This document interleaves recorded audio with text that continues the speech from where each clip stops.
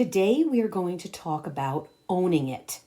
I've been thinking about this concept of ownership a lot lately, particularly because there's a few people who have been in the news who are taking ownership of their name, their image, and their success. I think we should do the same, especially when it comes to our health. Let's talk about the power of owning it. Welcome to the Wishing You Well podcast, where together we talk about the people, places, and things which inspire us along the way on our health journey. I'm your host, health coach and Qigong instructor, Maria Patrick. Today we are diving in on the concept of owning it, taking responsibility for the steps you are going to take to live your best life. Dwayne "The Rock" Johnson made headlines a few weeks ago because he was appointed to the board of directors of TKO, which is the public company that owns the two big wrestling promotion companies, the WWE, the World Wrestling Entertainment, and UFC, the Ultimate Fighting Championship.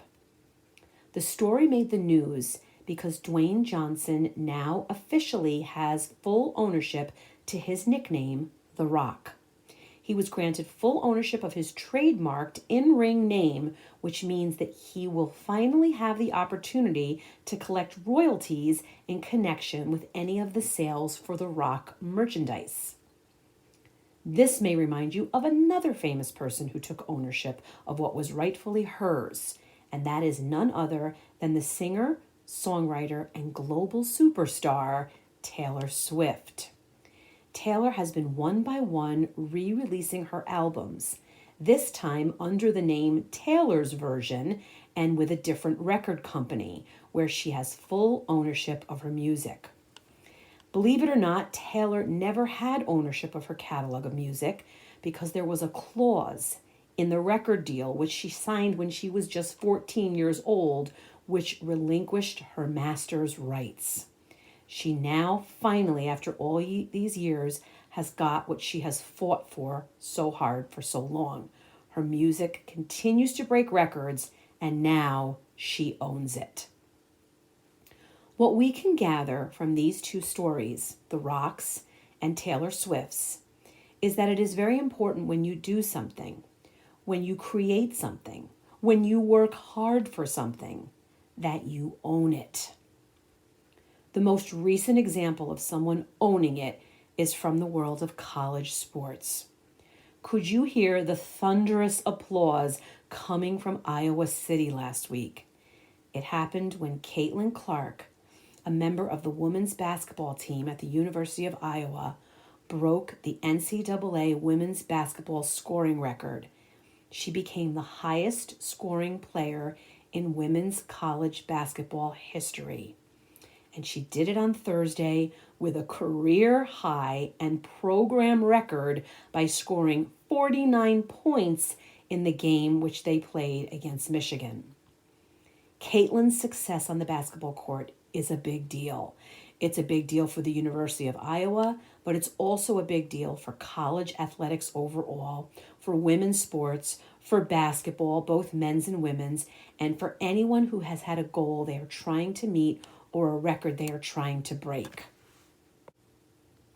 The Wall Street Journal has called it the Caitlyn Clark economy because the way she's been playing and her success, how well she's done, how hard she's worked, has been drawing fans to hotels and restaurants wherever she plays.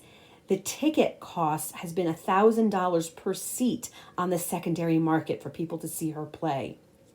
Harry Smith said that he knew it was going to be the season of Caitlyn when 55,000 people showed up for the season opener.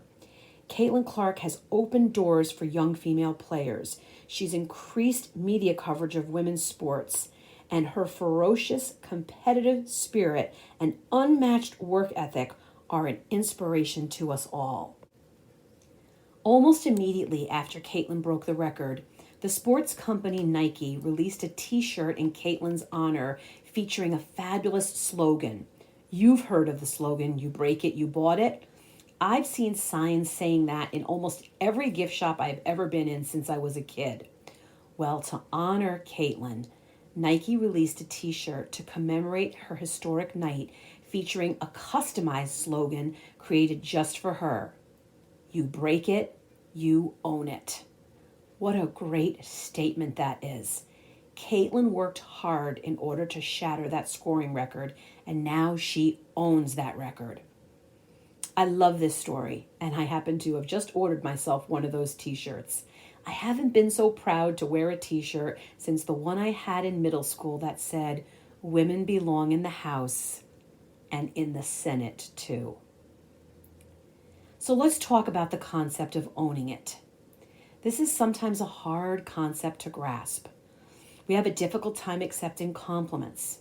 It can be a challenge to accept responsibility. We hide behind excuses. And I'm sure we can each think of a few people we know who have a hard time taking accountability for their actions. As a health coach, one of the most important ways in which I help people to improve their health is to encourage them to take ownership of their wellness journey. After all, I can't make the changes for them. As we know, every great journey starts with a single step. It can be hard to take that first step towards better health, and this is where having someone to help you can really make a difference. I am here today to help you continue on that journey if you've already begun, or to encourage you to start. I will guide you. I'm going to give you some tips today. You'll have takeaways, but then you'll be owning it. You break it, you own it. So let's dive in and get started on improving our health. It's a marathon, not a sprint, which means it's not about quick fixes or overnight transformations, but about committing to small, sustainable changes. Taking this approach can add up to big results over time. I think the most successful programs are the ones which meet you where you are, which means that you first need to figure out how you're feeling, both physically and mentally, and identify the areas of your health which need improvement. This will give you a great place to start, and you can, from that start, have a place to measure your progress. You may want to schedule an appointment with your doctor. This is a good way to discuss any concerns that you may have and to get a handle on your baseline, working with your starting numbers like your BMI, your body mass index, your weight, and create some weight management goals, your blood pressure, your cholesterol, and your blood sugar number. Once you have a handle on your current health status, it will be easier to set goals, just like Caitlyn Clark's goal to break that basketball scoring record. It may have seemed unattainable at first, but it certainly became something to shoot for. If the goals you set are realistic and achievable, you can more easily stay focused and motivated, and you won't be setting yourself up for frustration or disappointment. So here are some ways to do that. If your goal is to lose weight, setting a target of losing a specific number of pounds within a given period can be a good start. But I think it's better to make it smaller goals. Instead of making a massive goal like I want to lose 50 pounds in 6 months, how about a smaller, sustainable, achievable goal like I'd like to lose 1 pound by a certain date from now, maybe 10 days from now. If your goal is to improve your sleep quality, you can start by establishing a consistent bedtime and wake-up schedule. Commit to doing for a certain number of days, maybe a week, going to bed a half hour earlier, then maybe increasing it to an hour earlier. If your goal is to exercise more, set a specific goal of working out for a certain amount of time each day. Instead of saying you're going to work out for 7 days in a row, maybe an easier goal would be I'm going to work out for 10 minutes a day or 15 minutes a day, and chart that, see how that goes. If you'd like to eat better, start with a very specific goal, like maybe eating more fruits and vegetables. You can create a chart with a different fruit or vegetable to focus on every day or every week. Why is all of this so important?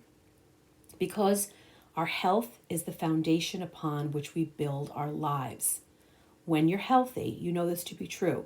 You'll have more focus, more energy, be more resilient, and have the strength to deal with life's challenges.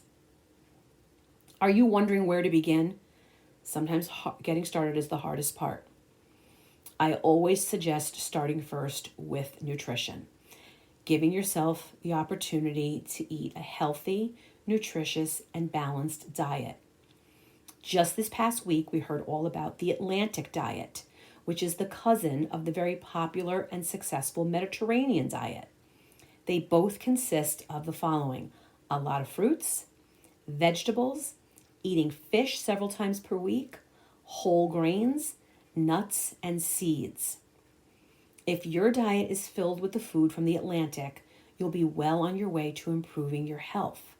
Set a specific goal when it comes to implementing that diet. If you're not having any fish, try it once a week for the next couple of weeks. If you're already eating fish one night a week, bump it up to 2 or 3. That's what I've been doing. If you couple that increased diet, improving the nutrition in your diet, with focusing on moderation, particularly in the areas of sugar and alcohol and unhealthy fats, if you combine that with portion control and making an effort to eat mindfully, you are creating for yourself a simple, successful, and most importantly, sustainable plan. I recommend planning your meals in advance. I also recommend keeping healthy snacks on hand and taking the big step. It's hard for a lot of us, but begin to get rid of the junk in your refrigerator, your freezer, and your pantry. Now, how does exercise come into this? We hear all the time about the fact that exercise is the key to living a healthy life. This is true. It's essential for maintaining both your physical health as well as your mental health. There are so many benefits to adding more movement into your daily life, such as increasing your energy, improving your mood, reducing your risk of chronic diseases, controlling your weight, improving your mental health, and overall boosting your quality of life. The key to having success in the area of exercise is to find something you enjoy doing so you will be happy to do it every day. Perhaps it's cardio activities for you, like walking or dancing or swimming. Maybe it's strength training, like using resistance bands and weights. Maybe it's a mindful workout that focuses on flexibility, like Qigong, which is what I teach, or Tai Chi, yoga, stretching. Whatever it is, keep your workouts engaging and fun. Add in the music you love or plan to exercise while you're watching a movie or your favorite program. If you connect the exercise that you may not want to do with something that you love doing, you'll be more apt to do it. My suggestion for staying motivated with your nutrition and your exercise is to add in a few other strategies for success, like using a helpful app for tracking your eating, your fitness, and your water consumption. Possibly getting a trainer or a friend, someone to encourage you to stay on track. Investing in a fitness tracker or a smart scale or both, so you can monitor your progress and stay motivated. And perhaps listening to podcasts for health and wellness inspiration, just like this one. Our health journey is an ongoing, lifelong process, one which we should embrace as an opportunity for growth and improvement. Once we cultivate good habits that support long-term health and wellness, like the things we've already talked about today, mindful eating, regular exercise, stress management techniques, we will be making conscious decisions and taking consistent actions to improve and maintain our physical, mental, and emotional well-being.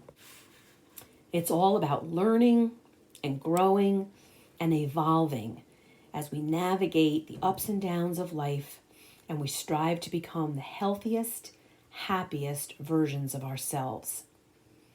I want you to feel empowered, to own it, to take control of your well-being, to make informed decisions about your body and mind, and to cultivate habits that will support you long-term for your health and your happiness. Maintaining a healthy lifestyle is a lot like building a house. If it's not built on a stable foundation, it's going to topple over. It's not going to hold up very long. But when you build something with the right materials And with care and attention, it can and will stand strong for years to come. Remember, as I mentioned earlier, your health journey is a marathon, not a sprint. Be patient. Stay consistent. Try to learn something from any setbacks that you may run into. With determination, perseverance, and support, and I am here to support and encourage you along the way, and I hope you can rely on that. You can achieve your health goals and live a happier and healthier life. Your health journey begins today. Before you know it, you'll be channeling Caitlyn Clark. You'll be reaching your goals and breaking records. Remember, if you break it, you own it. Thank you for tuning in today. I'm always grateful for your attention to this podcast, for the time that you spend listening. And as always, I am wishing you well.